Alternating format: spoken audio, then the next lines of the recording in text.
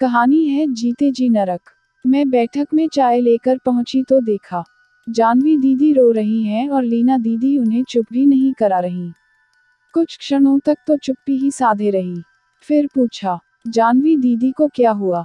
लीना दीदी क्या हुआ इन्हें? आंसुओं को रुमाल से पोंछ जबरदस्ती हंसने का प्रयास करते हुए जानवी दीदी बोली, हुआ तो कुछ भी नहीं। लीना ने प्यार से मन को छू दिया तो मैं रो दी। माफ करना। तेरे यहाँ के आत्मीय माहौल में ले चलने के लिए लीना से मैंने ही कहा था, पर कभी कभी ज्यादा प्यार भी रास नहीं आता।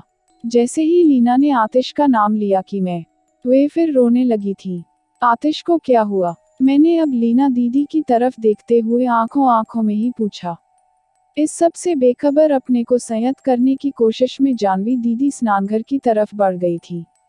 मुंह हाथ धोकर उन्होंने कोशिश तो अवश्य की थी कि वे सहज लगने लगे या हो भी जाएं, पर लगता था कि अभी फिर से रो पड़ेगी। मुझे समझ नहीं आता कि कहूँ या न कहूँ, पर छिपाऊं भी क्या? बात यह है कि आतिश अपनी पत्नी सहित मुझसे अलग होना चाह रहा है। भर्राए आवाज में उन्होंने कहा। इसमें रोने की क्या बात है जानवी दीदी? यह तो एक दिन होना ही था। मैंने कहा, यही तो मैं इसे समझा रही थी कि हम दोनों तो इस बात को बहुत दिनों से सूंघ रही थी। लीना दीदी कह रही थी, वह कैसे? तुम लोगों से आरिमा और आतिश बहुत आत्मीयता से मिलते हैं। मेरी सहेलियों में तुम दोनों का घर आना तो उन्हें बहुत अच्छा लगता है। जानवी दीदी ने कहा, हमारा घर आना क्यों बुरा लगेगा उन्हें?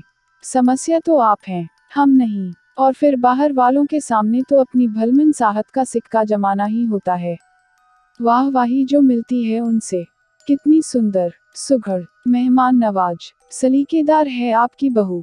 भाई मुसीबत तो घर के लोग होते हैं, मैंने कहा। जानवी यह समय सम्मिलित कुटुंब का नहीं रहा है, चाहे परिवार के नाम पर एक माँ ही क्यों न हो। और फिर तू घबराती क्यों है? एक प्राध्यापिका की आय कम नहीं होती। 5 साल बाद रिटायर होती भी है तो पेंशन तो मिलेगी ही। एक नौकरानी रख लेना। लीना दीदी उन्हें समझा रही थी। जानवी दीदी, 2-3 साल बाद जो होना है वह अगर अभी हो जाता है तो यह आपके हित में ही है। जब से आतिश की शादी हुई है, मैं तो दिन ब दिन आपको कमजोर होते ही देख रही हूँ। मुझे लगता है आप भीतर ही भीतर कुढ़ती रहती हैं। आज की सासें बहुओं को कुछ कह तो सकती नहीं, अपने आप में ही तनाव झेलती और घुलती रहती हैं। मैं तो सोचती हूँ उनका आपसे अलग हो जाना आपके लिए अच्छा ही है। मैंने कहा, फिर जानवी, अब वह जमाना नहीं है कि तुम बेटे से कहो कि बेटा। मैंने तुम्हें इसलिए पाला पोसा था कि बुढ़ापे में तुम मेरी लाठी बन सको। हम लोगों को बच्चों से किसी भी प्रकार की अपेक्षाएं नहीं रखनी चाहिए। कुछ अपेक्षा नहीं है मेरी। लीना की बात को बीच में काटती हुई जानवी दीदी बोली, मैं तो केवल यह चाहती हूँ कि वे मेरे सामने रहें। साथ रहने के लिए तो मैंने आगरा विश्वविद्यालय से मिल रही रीडरशिप अस्वीकार कर दी थी। जो हुआ सो हुआ। अब तुम अपने को उनसे अलग होकर अकेले जिंदगी जीने के लिए तैयार करो। आजकल की माँओं को बेटों के मुंह से मुक्त होकर अलग रहने के लिए तैयार रहना चाहिए। मैं जानती हूँ कहने और करने में बहुत अंतर होता है, पर मानसिक तैयारी तो होनी ही चाहिए। अभ्यास से अकेलापन खलीना नहीं, विशेषकर हम लोगों को, जिनको पढ़ने लिखने की आदत है। फिर तू तो एक तरह से अकेली ही रही है। आतिश के साथ तेरे भीतर का अकेलापन कटा हो, यह तो मैं नहीं मान सकती। हाँ, दायित्व जरूर था वह तुझ पर। दायित्व ही सही, व्यस्त तो रखा उसने मुझे। एक भरी पूरी दिनचर्या तो रही। किसी को मेरी जरूरत है, यह एहसास तो रहा। नहीं लीना, यह अकेलापन मुझसे बर्दाश्त नहीं होगा। सब ठीक हो जाएगा जानवी, चाय ठंडी न कर। रोने का मन है तो बेशक रो ले। लीना दीदी के ऐसा कहते ही जानवी हंसने लगी। इसीलिए तो यहाँ आई थी कि तुम लोगों में बैठकर कुछ सही सोच पाऊंगी, अपने में कुछ विश्वास प्राप्त कर सकूंगी। जानवी दीदी मन से उखड़ी हुई थी, इसीलिए लीना दीदी और मेरे प्रयासों के बावजूद वे एकाएक खड़ी हो गई और लीना दीदी से कहने लगी, चल अब और न बैठा जाएगा आज। मुझे भी लगा उन्हें अपने को समेटने के लिए बिल्कुल अकेलेपन की जरूरत है, जिसका सामना करने से वे बच रही हैं। मैंने कहा, जानवी दीदी, मेरे पति तो आजकल बाहर हैं, इसलिए जब चाहे आइए मेरे पास। मुझे आपका आना अच्छा ही लगेगा। इच्छा हो तो 2-4 दिन मेरे पास ही रह जाए। मैं फिर दोहरा रही हूँ।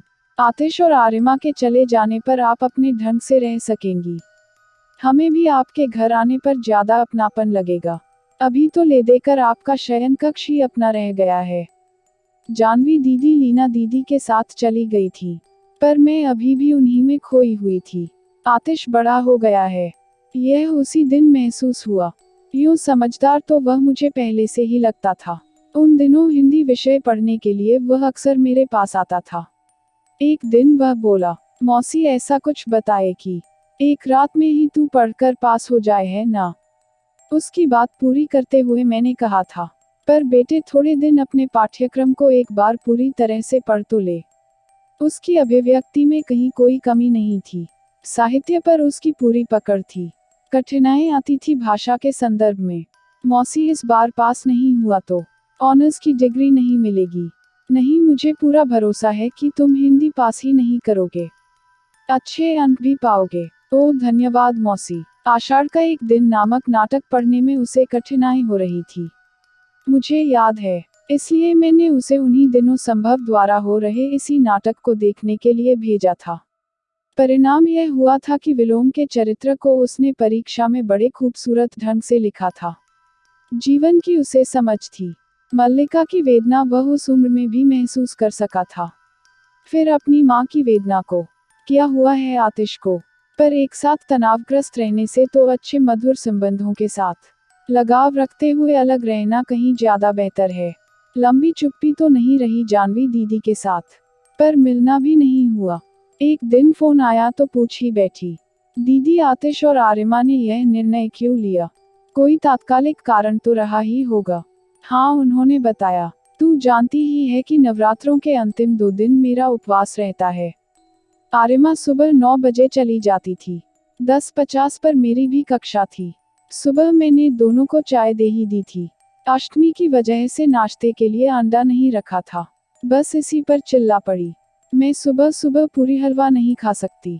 मैंने इतना कहा, बेटे आज अंडा ऑमलेट या जो चाहिए बाहर हीटर पर बना लो। पर वह तो पैर पटकती हुई चली गई। उसी शाम दफ्तर से वह मायके चली गई और आतिश ने मुझे सूचित किया कि वह अलग घर का इंतजाम कर रहा है। मेरे पूछने पर कि मेरा दोष क्या है, वह बोला, माँ आप पर बहुत ज्यादा बोझ है। यहाँ रहते आरिमा कभी अपना दायित्व नहीं समझेगी और नासमझ ही रह जाएगी। व्यर्थ में आपको भी परेशानी होती है। नया मकान लेने के बाद आतिश के साथ आरिमा भी आई थी। बहुत प्यार से मिली। माँ हम क्या करें, हमें यहाँ अजीब तनाव सा लगता था। कभी देर रात तक आतिश और हमारे मित्र आते तो लगता, आप परेशान हो रही हैं। आप कुछ कहती तो नहीं थी, पर हमें अपराध बोध होता था। कुछ घुटा घुटा सा लगता था। यहाँ देखने में कुछ भी गलत न होने पर लगता था जैसे सब कुछ ही गलत है। बस ऐसे चले गए वे। आतिश अभी हर शाम आता है, पर कब तक आएगा? जानवी दीदी शायद रो रही थी, क्योंकि एकाएक चुप्पी के बाद अच्छा कहा और रिसीवर रख दिया। लगभग 15 वर्ष पहले कॉलेज में एक मेला लगा था। जानवी दीदी छुट्टी पर थी। हम लोगों के जोर देने पर आतिश को घुमाने के लिए मेले में ले आई थी। माँ से पैसे लेकर वह कोई खेल खेलने चला गया। भोजन के बाद जानवी दीदी ने उसे वापस चलने के लिए कहा तो वह बोला, अभी नहीं, अभी और खेलेंगे। खेलने के बाद माँ को ढूंढते हुए वह हमारे स्टॉल पर आया तो हम चाय पी रहे थे। जानवी दीदी ने फिर कहा था, अब तो चलो आतिश दूर जाना है, बस भी ना जाने कितनी देर में मिले। तब वह गर्दन ऊंची करते हुए बोला, डरती क्यों हो माँ, मैं हूं न साथ। लेकिन मेला उठने से पहले ही माँ को बिना ठिकाने पर पहुंचाए उसने अपना अलग ठिकाना कर लिया था। मैं इसी में खोई हुई थी कि फोन की घंटी से तंद्रा भंग हुई। अरे आप, सच लंबी उम्र है आपकी। आप ही को याद कर रही थी। कैसी हैं आप? क्या कहा? अभी आपके पास आना होगा। लीना दीदी भी आ रही हैं। जैसा आदेश। आती हूँ कहते हुए मैंने फोन बंद कर दिया था। जानवी दीदी का उल्लास युक्त स्वर बहुत दिनों बाद सुना था। नया फ्लैट दिखाना चाह रही थी।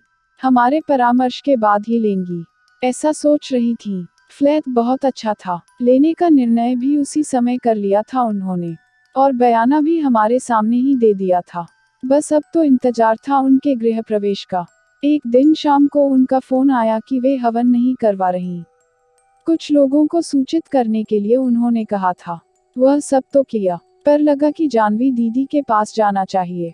लीना दीदी को फोन करके उनके फ्लैट पर पहुंची। वाह, यहाँ तो जो आ जाए उसका जाने का मन ही न हो। इस वाक्य से जानवी दीदी खुश होने के बदले आहत ही हुई। जाने की क्या बात, यहाँ तो कोई आना ही नहीं चाहता। आतिश आरिमा ने हवन पर आने से इनकार कर दिया है। सोचा वही नहीं आ रहे तो फिर काहे का हवन। अब तो लगने लगा है पूर्णाहुति की बेला में ही आएगा वह यहाँ, पर क्या उस समय में उसे देख पाऊंगी। बैठक के द्वार पर मैं स्तब्ध सी खड़ी रह गई थी। क्या कहती निराश निढाल थकी माँ को। उस माँ को देख ऐसा लग रहा था मानो उसे जीते जी नरक मिल गया हो। अगर आपको कहानी पसंद आए तो लाइक और शेयर कीजिए और चैनल को सब्सक्राइब करना मत भूलिए।